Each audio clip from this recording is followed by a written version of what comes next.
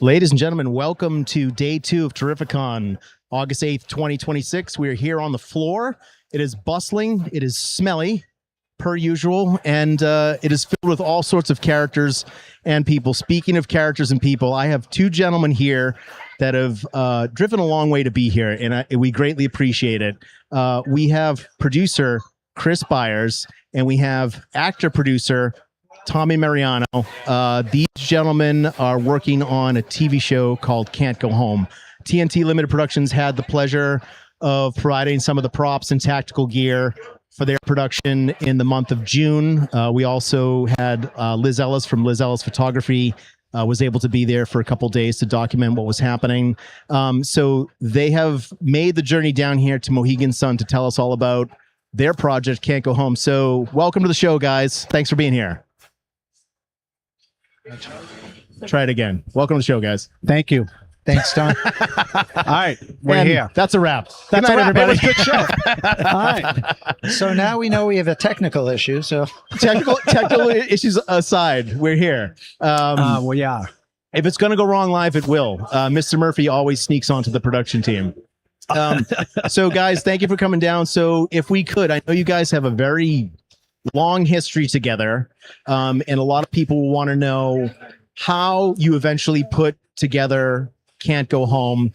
And I know you had a lot of ups and downs to get there, and some pretty serious problems that you had to go through, and some hurdles to get over. I know a lot of people think, you know, you open up the internet or you see on TV and it says, oh, so-and-so just greenlit 4 seasons of whatever TV show, and people are like, wow, that's great, and they're going to start shooting in a couple months.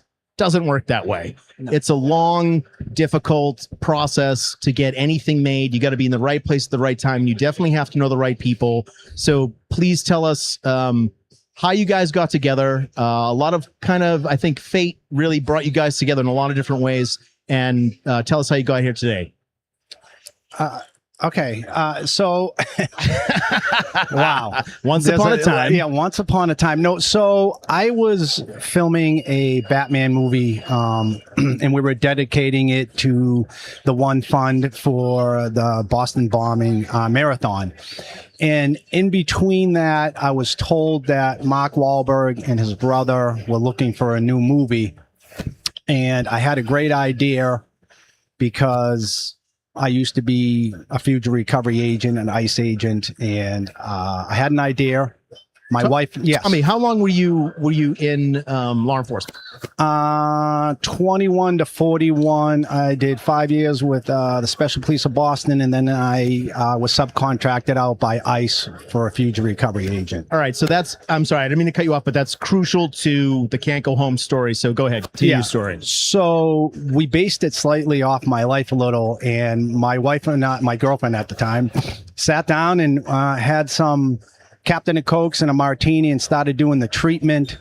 And I had no idea what a treatment was. And then I was working at a car dealership, and Michael Green, his brother, had been part of The Departed, and said, hey, listen, let me give this to my brother and he'll make it into Hollywood form, the treatment. And I had the treatment. Didn't know what to do with it. I gave it to my director who was doing the Batman movie, and he said, hey, listen, let me write the pilot. Let me just write the pilot episode while we're doing the Batman movie. We had the pilot episode done, and this is where it all comes together. So my brother-in-law works for a law firm. They had sold the land up in Devons to New England Studios, and he said, you really need to get in touch with this guy, Chris Byers. So I called on a whim.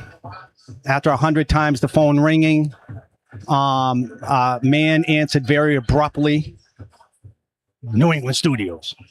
I said, hey, my name's blah, blah, blah, blah, blah. All right, why don't you come down for a meeting? Chris came down to a meeting. I was in this room with a long table. And he said, what do you have? I said, I showed him it because it was going to be a movie. And within 30 seconds, Chris said, do you have a budget? No. Do you have anything besides the script? No. He slid it back to me across the table and said, come back to me when you have a budget, and this should be a TV series. I don't know. 3 months later, I had texted Chris and I said, hey, listen, I have a pilot episode. Do you remember me? He goes, no. I said, well, I kind of look like Al Pacino. And he goes, oh, yeah, that like fugitive recovery thing. Yeah, I said, well, I have a pilot episode now. I sent it over to Chris. A couple of days later, Chris said, I'm in, and the rest has been history. Yeah. The initial meeting that Tom and I had, he slid over. It looked like a Webster's dictionary. It had to be like 18,000 pages. And I'm like, okay, it would take us 11 years to film it and about 60 days to watch this. So I think there's enough material in here, to make a really smart television series. And honestly, it could, I don't think it could have really worked as a movie. But it surely does work as a television series. So what year was this, guys? You first had the initial meeting? 14 15 or 15. Yeah. Wow. Yeah. Okay. That was the initial meeting. And I believe in 15 is when we shot the first pilot episode. And Chris wanted to see what it looked like as on the screen. We shot it with 3 lenses. I mean, for what it was worth, everybody, just like this past time that we shot it, I think everybody was so into the project and what it meant to everybody. And really, we shot it, for nothing, really. I mean, maybe 5,000, maybe that, and that was really it. So that's how it all kind of came together.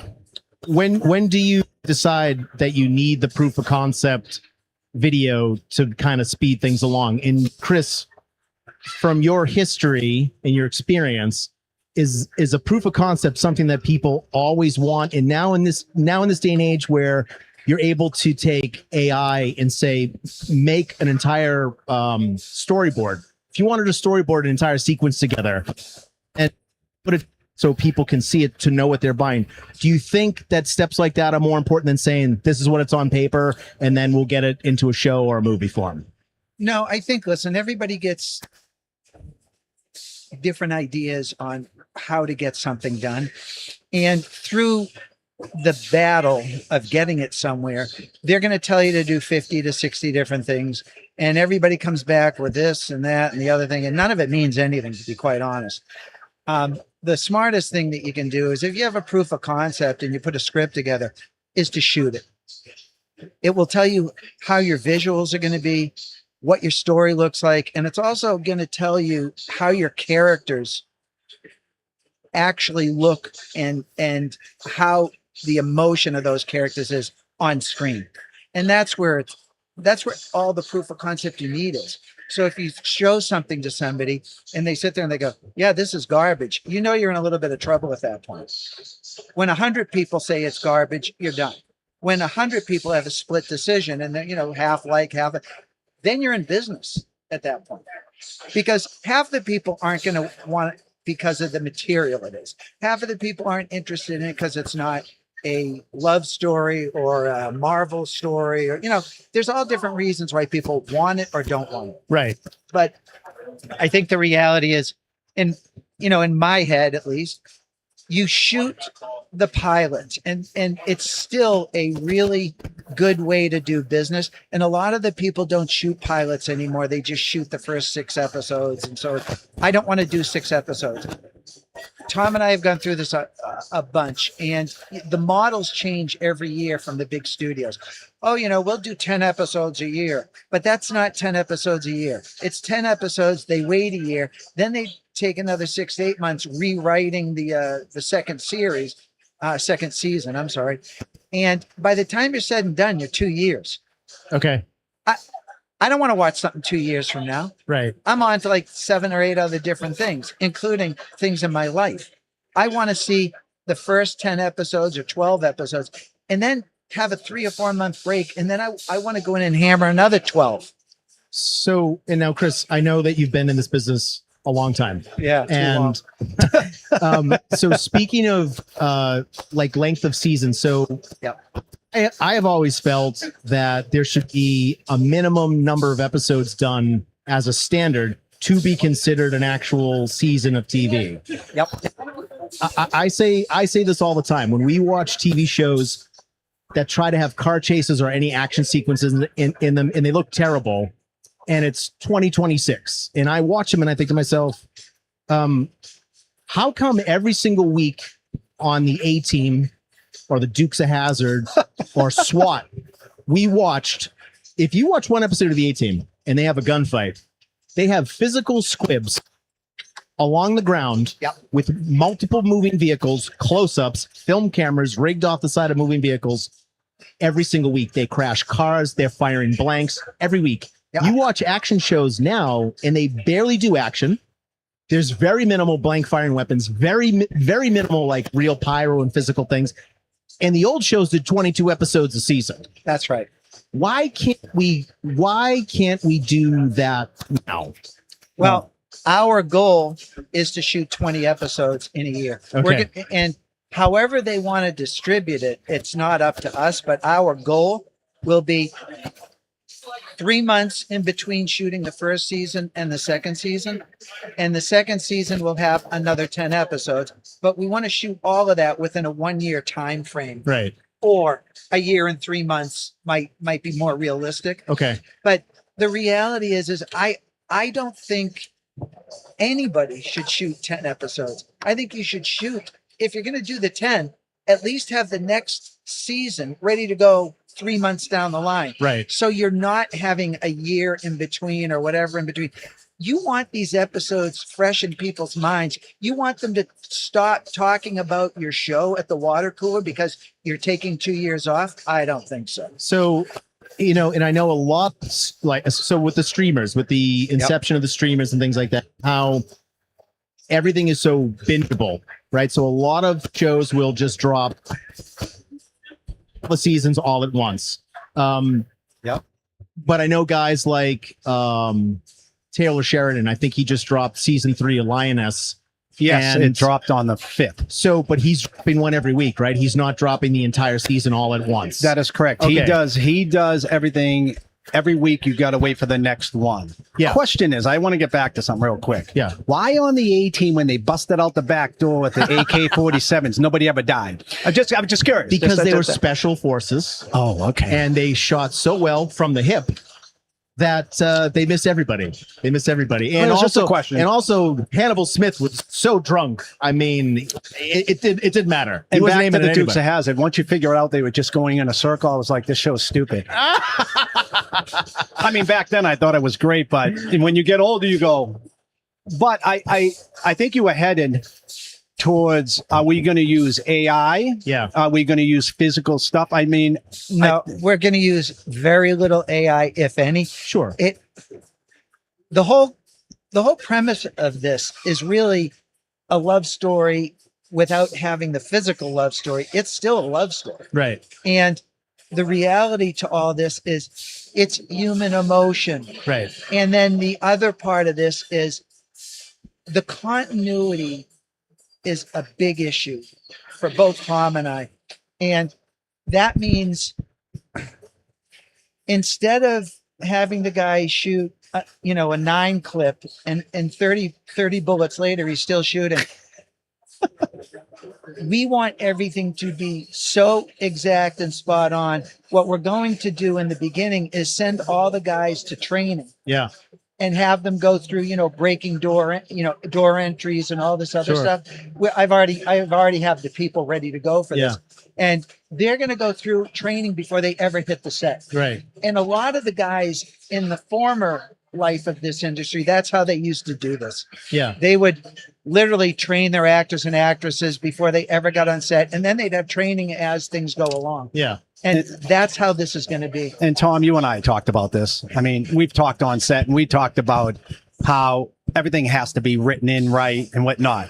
So when it comes to that training, Tom will be coming with us, but we've talked about how it has to be written in about the vest, the guns, how many clips, because it has to be, and I don't mean to bring up John Wick, but it has to be that good where it's just phenomenal continuity. No, bring it up, because that's what we're going to really try to follow is their continuity is Unbelievable. absolutely beautiful. So when a gigantic IP like that can set the standard for how tactical action is supposed to look, Yeah.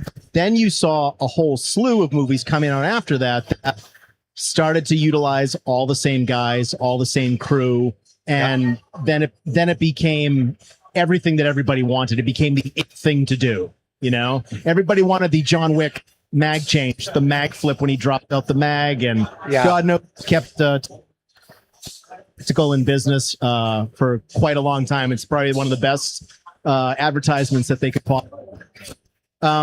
So, but I also think too, Tommy, to your point about making sure everything is written on the page. Sorry, guys, I just have better reception over here. I don't know why. I'm sorry. That's okay.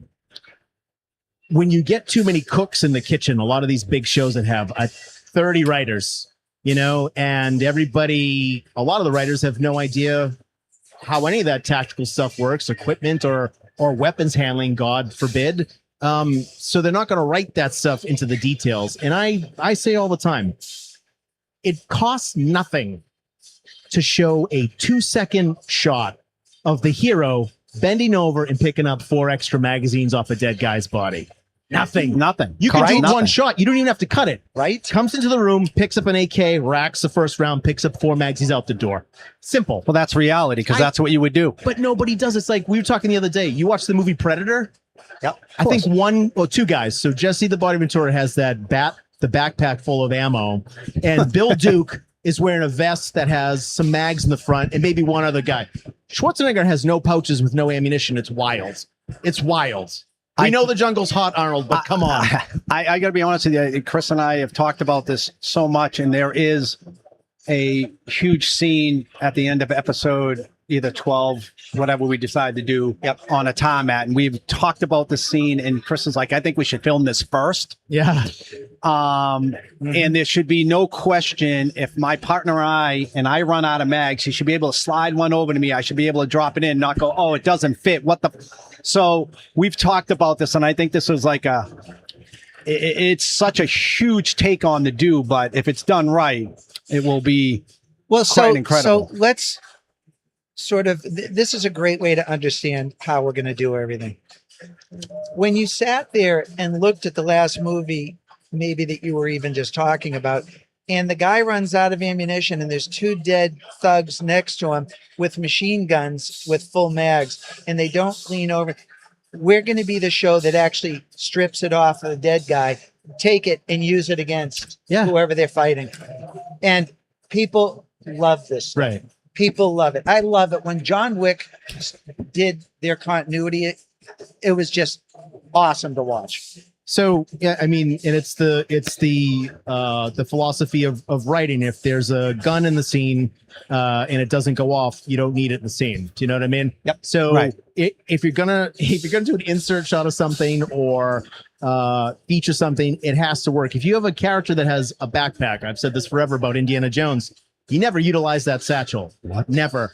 There could have been so many ways that he could have utilized it because it's part of his kit, right? That's correct. You know, and my children, my 10-year-old twins just took a video production class last week, and I was trying to tell them, you know, and they're way ahead of all the other kids just because of, you know, the stuff that we do at home and being around me and stuff like that. Sure. And they were watching TV the other day, and they were in the other room, and I heard my daughter say to my son, Paul, what shot is this? And then Paul goes, that's a wide shot. She goes, what's that shot? He goes, what's a medium shot? He goes, but also could be a close-up. Yeah. You know, so when you teach people, you know, how to be aware of things on set and, you know, what goes into it, you're always going to have a better product, right? And I know you guys have a great team of people that you're surrounding yourselves with. You're one of them. Oh, yeah, but you're one of the team. I think the story of Can't Go Home is like Chris said, and really in the end, it's really a love story, and it's about 2 people trying to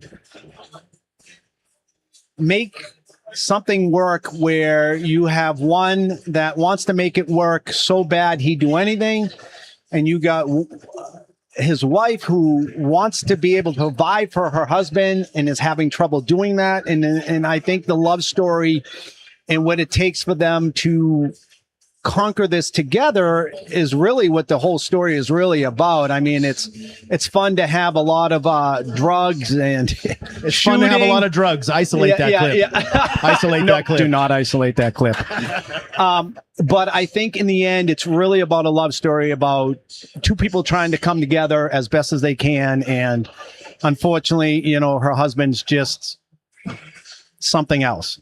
As you saw, as you saw her on set, And as you will continue to see through Yeah. the 50 episodes that we're going to do. yeah. So, Chris, I'm sorry, Tommy, who wrote the project? Ramsey Issa is the one who wrote all 7 episodes. I consulted on it, just on basic, hey, what did you guys do for this? When you went up to the JFK building, what did you guys do then? But he wrote it. Chris and myself and Lisa would read it.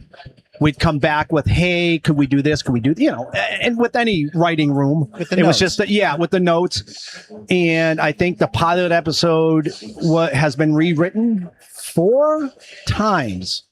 At least. But this last one we did, I actually wrote the last trailer that we did. I put that one together.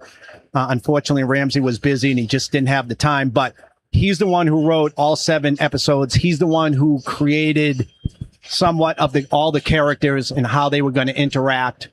And I think once we're all in a writing room together again, I think it will just grow even more. Yeah. Because it's been a long time. Yeah. I mean, from the inception of this project to now, we've probably changed 8 characters, added a bunch of characters, and the information that we can shoot now is totally different because of the climate of this country. Right.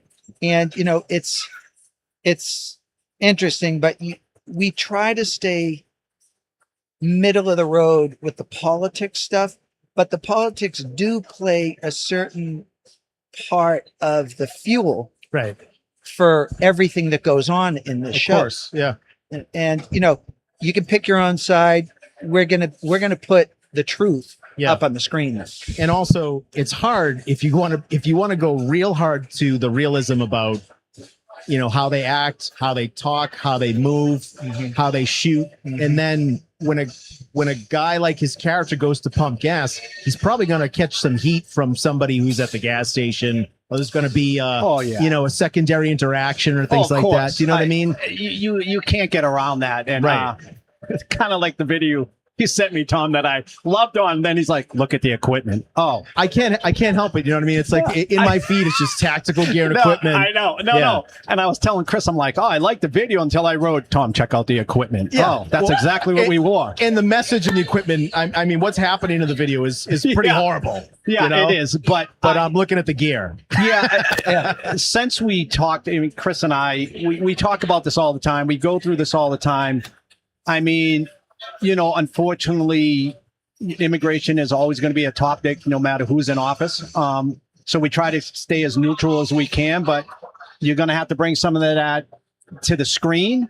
And we have a great way that we're going to bring it to the screen. Yep. And I think people will love to hate Tom, the character. I think the women will love to hate Tom. You know, a minute they're like, the guy's what a loser. And then a scene later, oh my God, look what he just did. He's you the want to best take him guy. home. Right. You want to take him home for Christmas dinner. So,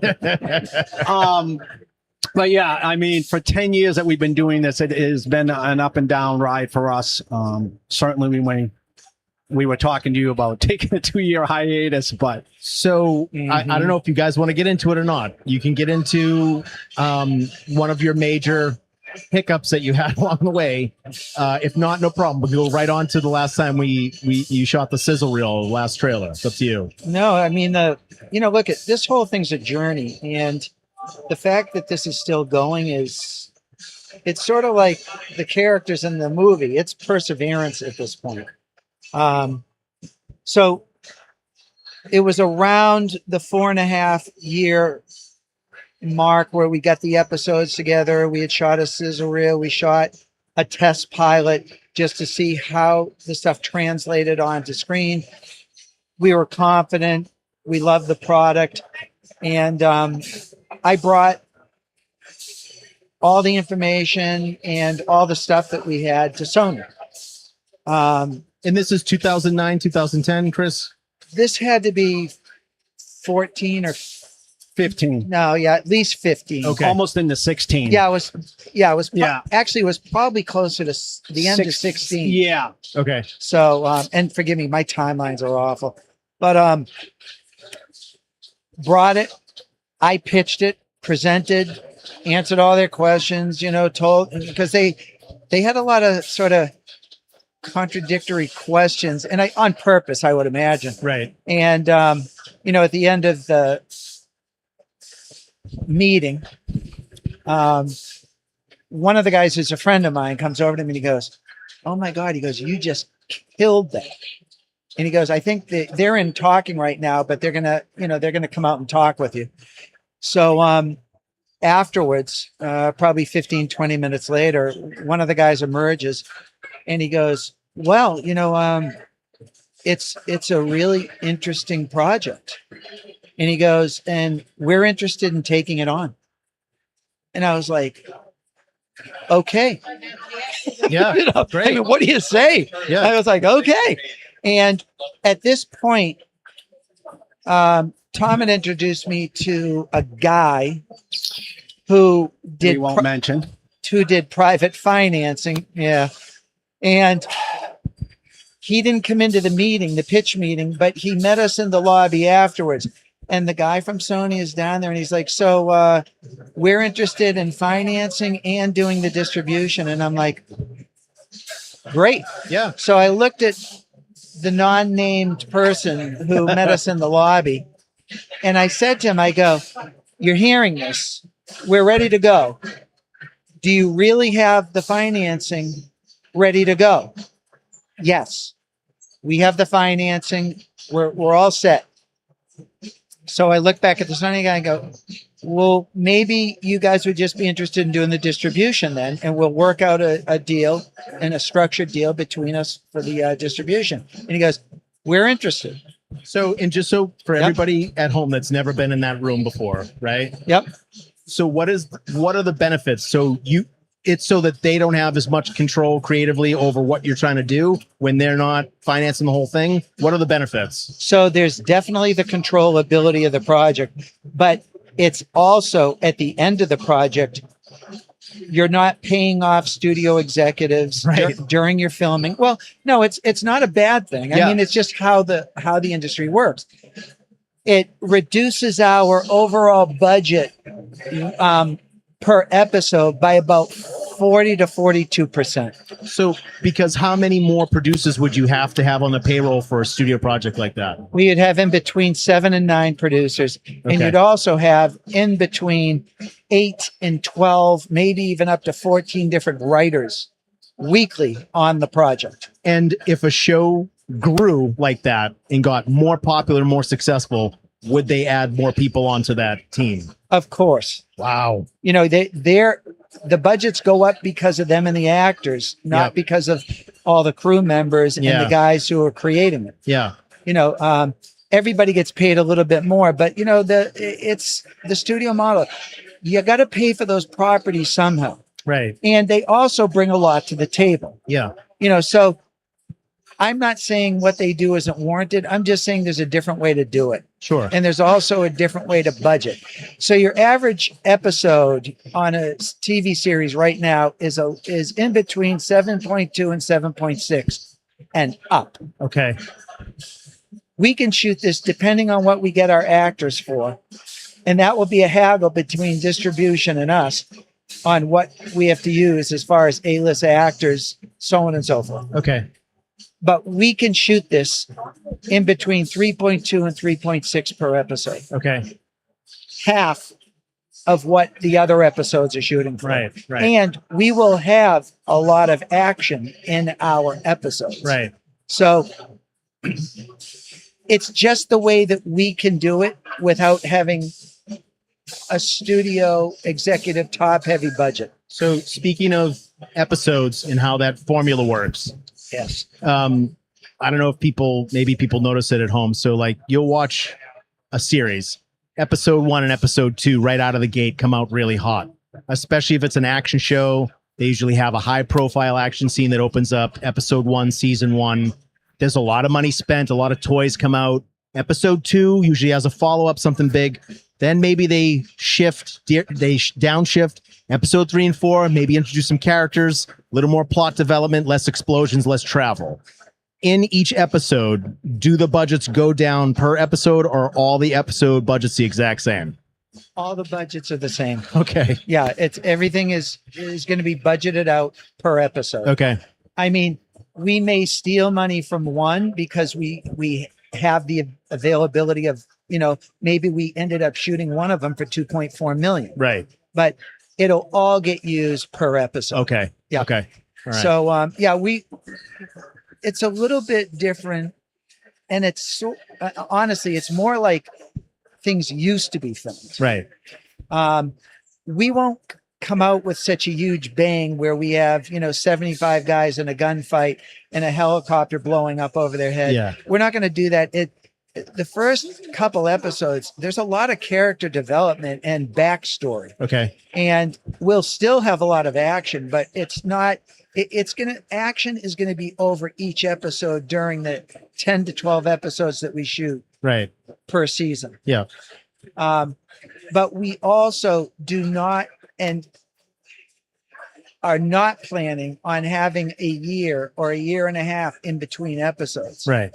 In between seasons, I should say. Yeah. What we would want to do is shoot 10 to 12 episodes per season, have about a 3 to 3.5 month break, because we'll be writing episodes for the second season while we're doing the first season. Right.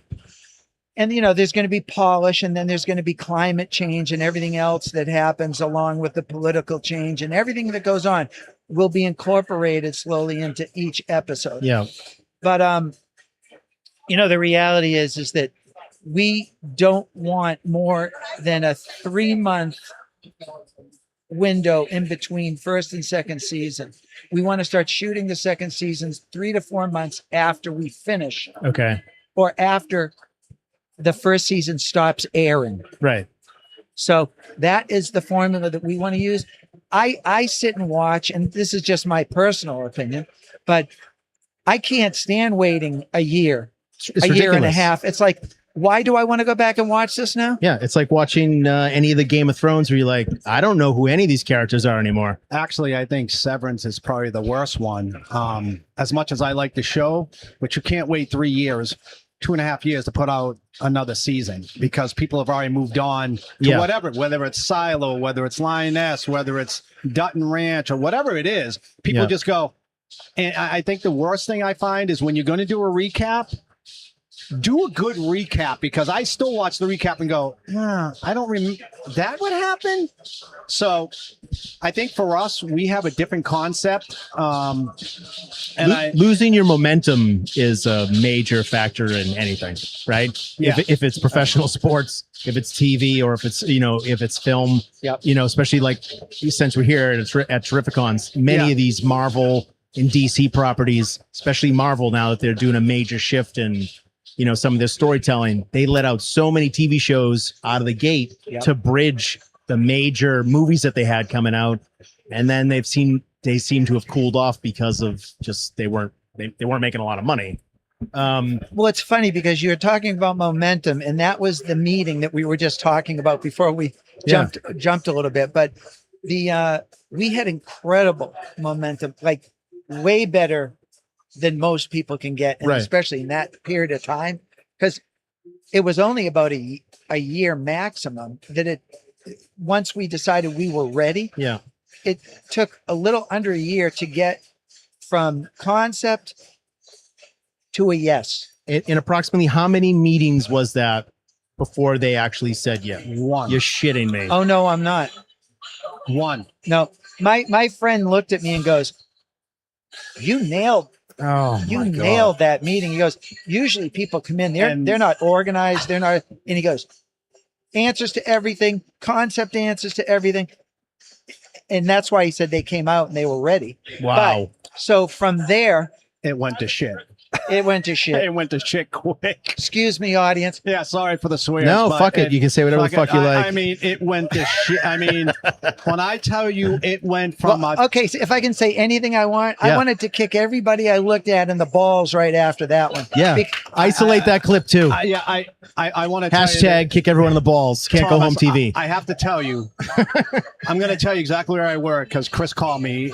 I was on 128 driving back from Watertown. Oh, God. I was at University Ave near Canton. Chris called me in my car. My daughter in the back, and Chris goes, "It's done. We got it. We're doing the show." Swear to God, I was like, "Oh my God, this is incredible." Sure. I don't know. It just went to shit real quick. So days later, my wife called me and said, there's like 5 FBI agents here at the house. You need to come home. And I said, come home. Why? She goes, they need to talk to you. Yeah, she's the one with the dogfighting ring. What do you want to talk to me about? Yeah, right. She's the one who, her and Michael Vick had that. That was not me. Yeah, Anyways, big Eagles fan. And then Yeah. wait a minute. And then funny enough, they end up showing up at my house too. Yeah, Sure. So I walk in. I seriously did not know what to expect. I'm starting to go, We have did no I idea. run somebody over? What did I do 10 years ago? I'm starting to go back, and I can't mention the person's name. They said, do you know this person? I said, of course I do. We just want to let you know your investment is gone. And I said, what do you mean investment? Your partner's investment is gone. I said, no, I'm not understanding. What do you mean gone? The money you invested is gone. And It was fraud. it was fraud. And I said, wait, I'm not going to give out the number, but it was hundreds of thousands. And I just, at that time, I couldn't even concept that. What do you mean it's gone? And they had said, well, it was fraud. And there's 13 other people in this lawsuit. Him and his partner spent the money on casinos, paying back child support, paying back for colleges. And then Chris and I start talking. We go, wait, so when we went out to dinner at the Frisco's and they paid, we were paying. Yeah. It was our money they were using. And this came Well, out. actually, Tom, not at that point. It was the other people who they The ripped other off. people they screwed. We didn't pay for anything until his kid went to college, Yeah. And we're not which I talking, want the degree. Yeah. And we're not Honorary talking, doctrine. And we're not talking like $1 million. He scammed like 13 million from friends and family. Oh yeah, this was a lot of money. And I think the worst one was obviously His the brother. guy. Yeah. And so Chris and I were called in by the United States. Yeah, we actually had to go testify in Washington. People versus can't go home TV. No, people versus people versus this scumbag Oh, fraudster. Yeah. Yeah. So there are a lot of hurdles to go through that are kind of standard, right? Especially for Chris. Especially for Chris who's been doing this for a long time. God. That's not a hurdle that you expect, right? To invest so much money that you have and have none of it actually, well, to have it all stolen. Stolen. Yeah, it was stolen, and I think at the time when Chris and I were going back and forth, and I'm going to say this on air because it already happened. Well, this is going to be a big one. I'm going to eat a lot of crow for this, but I did not tell my wife at the time that I had invested this money into the project. Oops. Until my wife found out. And I mean, what do you say? Knock, knock. Yeah, Who's there? and God rest my dad's soul, because he was the one who probably saved my marriage at the time. And I can't fault anybody being mad. It's not that I lied. I just never said. So I think when we were going back and forth to Virginia, and obviously the United States was paying us to fly, they were flying us back and forth, hotel rooms. We're doing this thing. And I think Chris and I in the courtroom probably had the best show between the two of us, because the DA and the FBI, they really wanted us to really sink the ship for these guys. And I think we did that. And I think, the attorney that the fraud team had was useless. He looks at me and he goes, "So you were trying to get money for a television series?" And I go, "Yes." Yeah, it can't possibly be the first time he's heard this. And well, yeah, Or the last time. I don't know. I think he was enamored just by being near us. To be honest with you, he was awful. He slides a treatment over to you guys halfway through. Yeah. Are you guys interested in this? I got an idea for a struggling, mildly attractive DA. Yeah.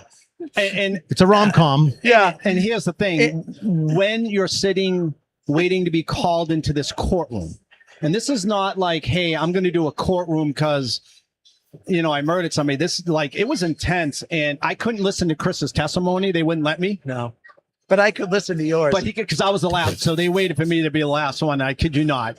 And Chris goes in, does his thing. I hear some chuckles from the jury. Oh God. I'm like, what the fuck? Chris is out there doing crowd work. Yeah, and I'm like, and I'm not gonna lie, I honestly, and not to swear, sorry everybody, but I was like, what the fuck is going on in there, right? And then I'm like getting nervous, my hands are getting sweaty. I'm like, it's almost like an audition. And they go, Thomas Mariano, please come to the courtroom. I'm like, That's my name. yeah, it's weird. It's the same weird. Yeah, what? Go ahead. Do you swear to tell the Yeah, truth, yeah. the whole truth, and nothing but the truth? So Ain't no thing. Right. So I sit down. I sit down and I'm going to tell you the judge was on our side, and Chris knows this. The judge was totally on our side. I sit down and this guy's lawyer goes, Mr. Mariano, so you claim that you were on SWAT, what, 21 years? Judge goes, excuse me, sir, we're not going to. Mr. Mariano, thank you for your service and thank you for everything you've done for the United States. You are not going to question his credibility as a police officer. Continue. Yeah. Oh yeah. So I said, okay. And then they go, the DA goes, so Mr. Mariano, can you tell us all the movies you've been in? Oh Christ Almighty. So the DA, I list all the movies. Yeah. And as we're listing the movies, this guy asked, so would you like to tell us what's in your retirement fund? I said, no. Were you going to use that towards the project? I said, no. I said, but hey, since we're talking about money, I go, so what's in your wallet? The Jerry starts laughing, and then I forget they did the sound thing, so they went up to the bench to talk Yeah. or something. Yeah, and then the Seinfeld bass riff played after you made that joke. Yeah, but they did this like what, static, so nobody could hear. Yeah. They did a static thing. It's a drowning out Yeah. thing. They Yeah. come back. I flipped to a couple of pages, and the judge just kept hammering this lawyer like. Yeah, not hammering him. happening. Not Not happening. happening. You're not going to discredit Good. this guy. And Chris and I left there. I was emotionally beaten. I was like, man, my shot of this show ever happening was gone. And Chris is like, listen, we're not going to do anything. Let's just live life. Well, no, I had to I fix- said I- we're taking some time off from this because there's no way we can follow this up right away. I had a lot of repairing to do at home. I mean, you know, Yeah, you did. yeah. So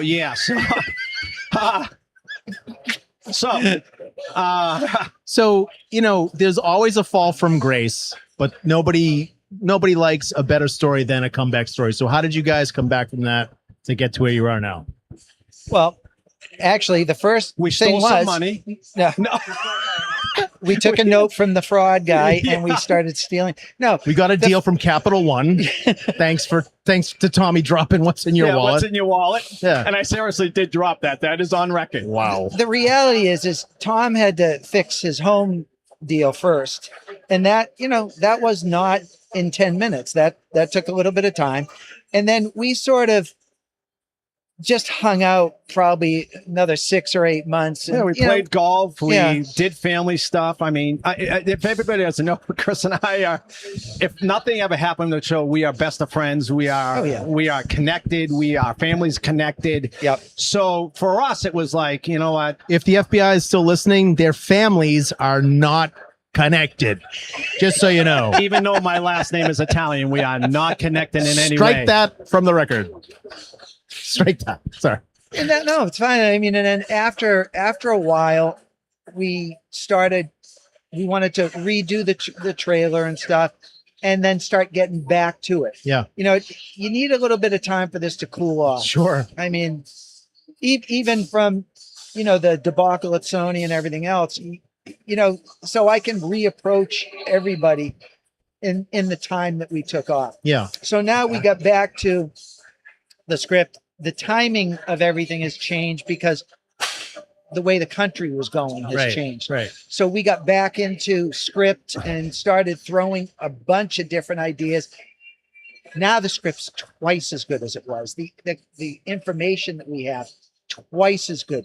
The characters have way more latitude and longitude, and they're going to use it. Yeah. So, and the other thing that we really, I think, got into the understanding of Can't Go Home is we want everybody's opinions on things. There's no hierarchy to this. Which is, I'm so happy that you said that, because I've said it at least 6 times this weekend in multiple ways. Oh, good. Yeah, we talked about the hierarchy and how you can't say things on a set. I can tell an extra to stop twirling the guns, but I can't tell the principal not to fuck around with the guns and be unsafe on set, because you'll get in trouble for saying it. No, not on our deal. So not our set. As a matter of fact, we've incorporated some of the guys who are going to be actors we ask them for their opinion, ask them for their script ideas. I love that. I want background on your character so we can implement it into everybody else's. Right. And through that background, we actually incorporated different parts of the script. Now it's going to be a family element, right, instead of just good versus evil. So now there's 10 layers instead of 3. Yeah. I mean, this has helped us tremendously. And we don't want somebody walking on set going, yeah, I'm the boss. I'm the... Nuh-uh. There's no hierarchy. Yeah. Everybody is a viewer. Yeah. And that's what you got to remember. Yeah. And I think, Tom, like you and I discussed, you will be involved in the training. You will be involved with the weapons. You will be involved, because you and I have talked about that. Yep. Like my little finger not on the trigger. Yeah, Tom, we were going to talk to you about that. You're fired. Yeah. No, but we want everybody involved.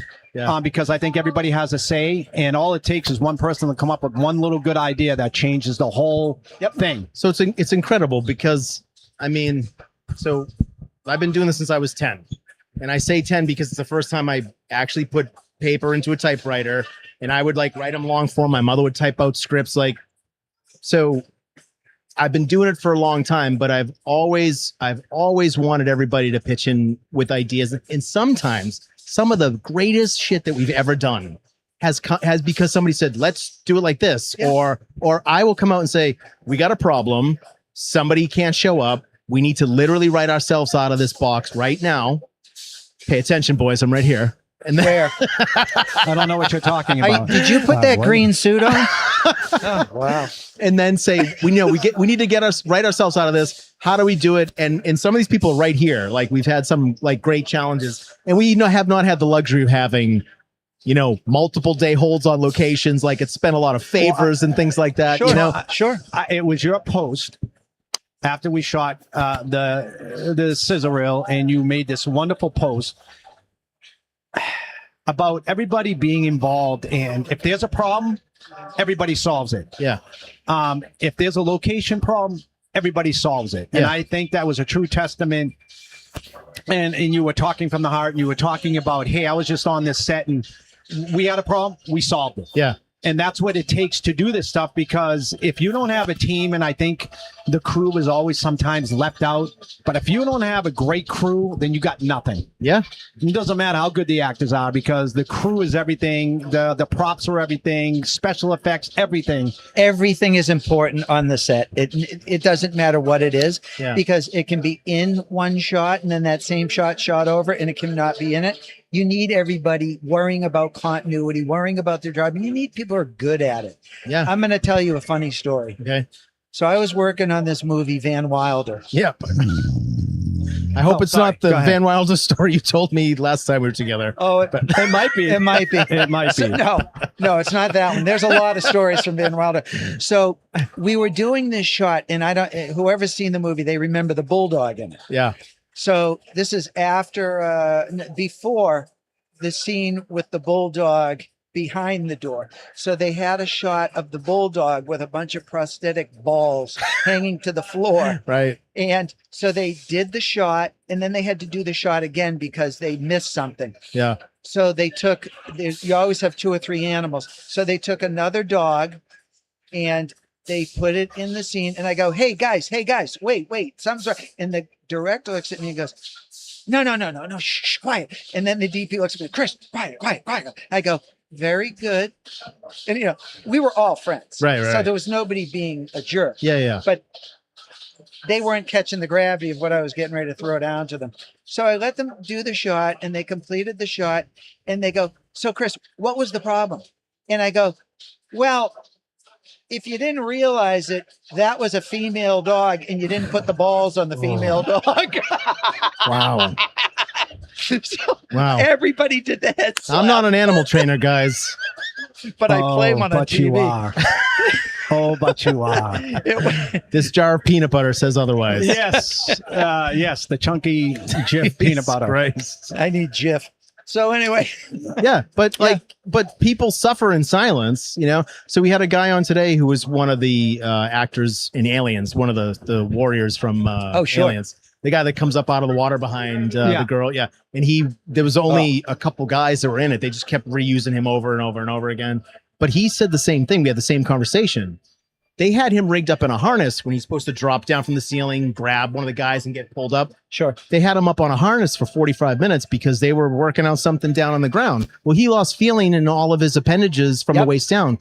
And he's sitting in this giant suit, sweating to death, hasn't hydrated because in order for him to, of course, nobody builds in a way for these guys to go to the bathroom, which is nuts, right? Sure. And so he's suffering in silence, hasn't hydrated, no feeling in his appendages, and he doesn't want to say anything to anybody because he's afraid he's going to get into trouble. It's crazy. Tom, I'm afraid of heights. Why am I up on this gantry? First time I met Chris, had him up on a lift 40 feet up high in the set, and he was shooting down this big set. But And I had to shimmy across a 2x4 to get to the set. yeah, but I mean, if you do it, you do it. We love it.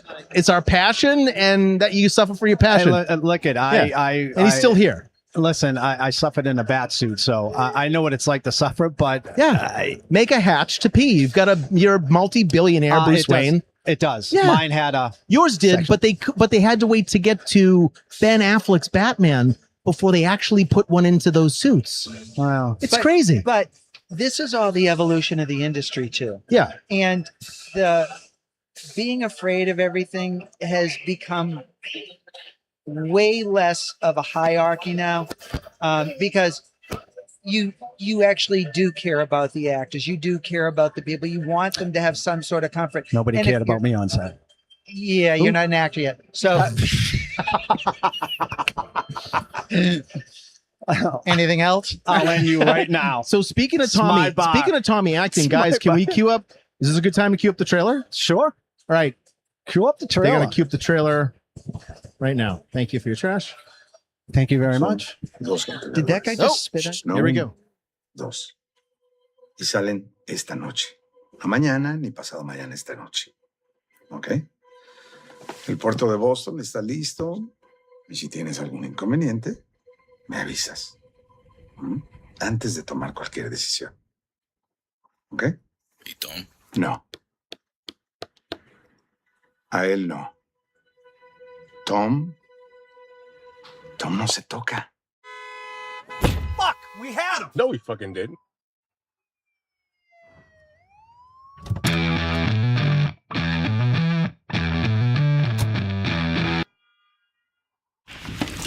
Hi guys, how's it going? Man, suck day. Yeah, you both look horrible. Don't look now, but the guy at the corner booth's been asking about you. Él no es parte de la negociación. Él es otra cosa, ¿ok? Es otra situación. A él déjalo fuera. ¿Ok? Can you trust him with that? I do not trust anyone. I control them. 2 containers, Boston Port. Boy, oh boy, that's a lot of movement. It's not movement. It's timing. And Tom, you're protecting him. I'm not protecting him. I'm just keeping him outside of something he doesn't understand. He understands more than you think. No. He understands enough to be dangerous. That's why he needs to stay out of it. You don't get to decide that. I already did. This isn't about business. Everything is about business. Not the way you said his name. You don't say a name like that unless it matters. Stay focused, Agent. The shipment moves tonight. And if he gets involved anyway? Well, then, we will have a problem, and it's not because of him. Boy, oh boy, you were playing a dangerous line. No. I'm managing it. I hope you're right. In a Boston school shooting, one man, a future recovery agent, risked his life, went in alone and saved the kids.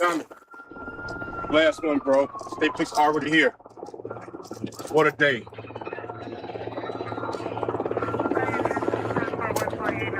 I stayed under the desk like you told me to. Perfect.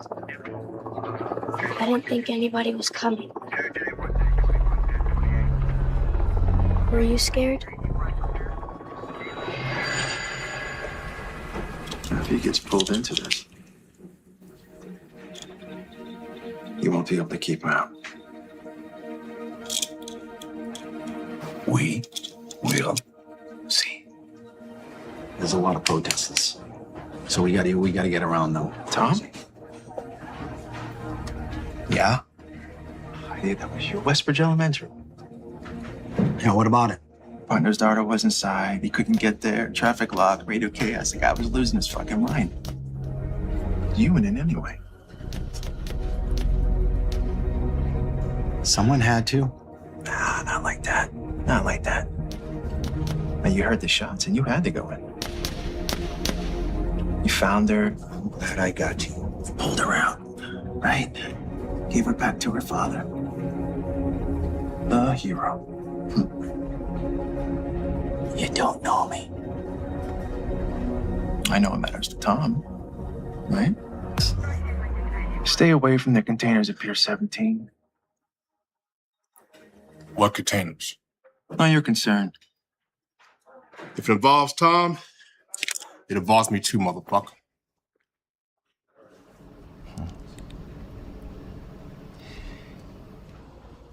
You touch that shipment, you don't walk away clean. Yeah? Got it. Shit. I hope you do. Oh, like I was saying, so I forgot to mention, I'm really sorry. My condolences. I heard your wife can't get pregnant. Man, that must eat at you every day, right? Little by little by little. How does that feel, huh? Look at me. Look at me. You don't know me. Huh? Who the fuck are you? Tom, we can go. I'm done with this bullshit. I will fucking end you right here, right now! Or nobody will give a flying fuck! No. Tom! Tom!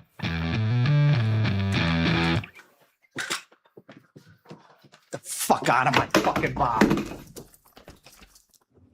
I know.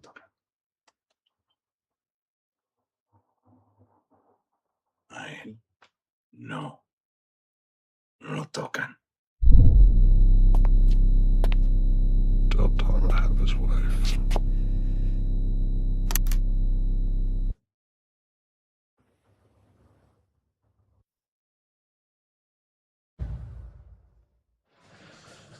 Oh, God.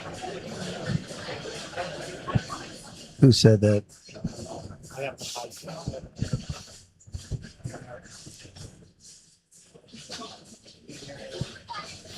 Hello. Okay, thank you. Okay, there it is. The trailer for Can't Go Home.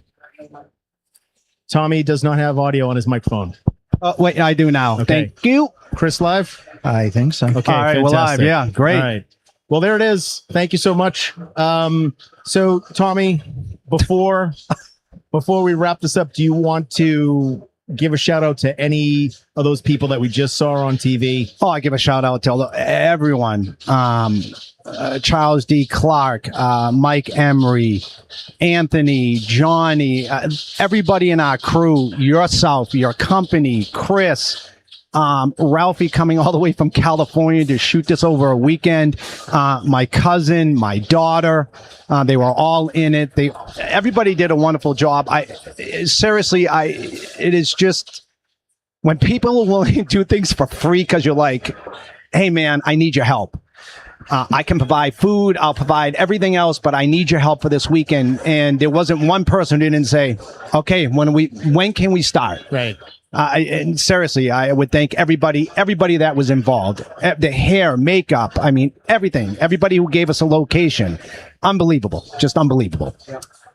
So just quickly before we're going to wrap it up. So what are the next steps for you guys? Where do you hope is going to happen from here? TNT Productions will fund Can't Go Home. Yep. Starting tomorrow, we'll accept the first check. Okay. Yeah, I've got funding groups that I'm talking with, and I guess they just cleared a couple of hurdles contractually. So in the next few weeks, we're going to have some serious conversations about money that's coming to Massachusetts to film. Okay. Yep. All right. And is this something that you want to shoot in Mass, or is this going to be somewhere else? Well, we're definitely going to shoot the main part of the story in Massachusetts because it is a Massachusetts story. Right. So we're not going to go to New York to shoot it. Thank you. Or Canada. I mean, I don't get any of this stuff. Yep. Boston's a fifth character in any movie. Okay. Why would you shoot it anywhere else? I don't know. Then from there, the other part, maybe 15 to 30% of the film. This television series will be shot most likely in Mexico City. Okay. All right. Yep. Hey, I got my passport ready. I'm ready to go. Oh my God, Darth Vader's just passed us. Yo tengo el gato en los pantalones. I just said I have a cat in my pants. I'm sure it'll come into play in any television production situation. So truly, guys, I was very happy to be a part of the production. Thank you so much. Of course. For giving us the opportunity. And I expect nothing but great things from you guys. People are passionate that involved. Thanks so much. Some thoughtful people here. And then there are people crop dusting us right in front of my face. Oh my God, that's awesome because you'll never know who it was. What a wrap up. You'll never know who it was. So great production team. So thank you to all those guys and girls that worked so hard on those 2 very hot days in June. It was fantastic. Right? Yeah. And Tommy, do you want to plug anything like where people can find the trailers or your Facebook page or Instagram? Right now, I mean, you can go to Can't Go Home on Facebook or On Edge Productions, TNT Productions. It is up on YouTube. It has about 8,000 views right now and 100 comments since we put it up. So, everybody who's been following us, it's been a pleasure to do, and I can't wait until it's actually out and we can come back here and talk about it again. And by then we're going to need, security, so obviously we'll get it. And so what is that? Why is Liz in? I know that's what they do at home. That's weird. I was just going to tell you about that. Yeah, it's weird that they do that stuff at home and they brought it here. I don't know. But the good thing is they live stream it and they make a little side money. You know? Okay. It's healthy. Somebody watches that? It's a healthy outlet for them. But why are you taking what you do in the bedroom here? It's a safe space. All right, whatever. All right. It's a safe space. There's nothing safe about that. So can I ask you guys for a favor? Absolutely, 100%. So in a perfect world, the show gets picked up, it gets rolling, it gets some momentum. It's going to happen, of course. When it does, will you come back to Terrificon? 100%. And will you do like a Can't Go Home 100%. 100%. I would do it. So I want your people down there signing autographs along with everybody else at this event. Oh yeah, we're signing autographs now. What are you talking about? The gentleman that came and put his arm around me there with the silver hair, that's Mitch Halleck. He's the one who runs Terrificon. I would absolutely 100% have your booth next to our booth. And we do this because we're not doing this without you, as you know, your Tom. booth is going to be behind our booth. Yeah, absolutely. Yeah. But we're not I'm used doing to being this in the rear with the gear, so it's okay. But we're not doing this without you. You know that. When I go out with a party of 7, I'm the trunk monkey that's in the back. Well, watch out for the dog. Sorry. But yes, we would have our booths together, and at 100% we would come back. Thanks, man. Because you know what? You have to give back. You need to know where you came from. and I'm not going to charge to have a picture taken or sign something, whatever. I am. Okay, he is. I will not. Yeah, $250 for a selfie, $450 for over the pants stuff. Yes. Seems like a totally acceptable rate. Massive return on that investment, I promise you, folks. Yes. So seriously, guys, thank you, Tom Mariano. No, thank you. Thank Chris you very Byers. much. I really appreciate everybody from the Can't Go Home TV team. I appreciate you guys coming down. I know it was a long ride. Oh, it's not that long. We took the private jet. Really saving on gas prices these days. Exactly. So thanks, guys. I appreciate it. Thank you. Thank you. Thank All you right. for having us. And from the Take 12 podcast from the floor of Terrificon, Saturday, August 8th, 2026. That's it. And we'll see you guys again soon. Thanks for watching. Thank you.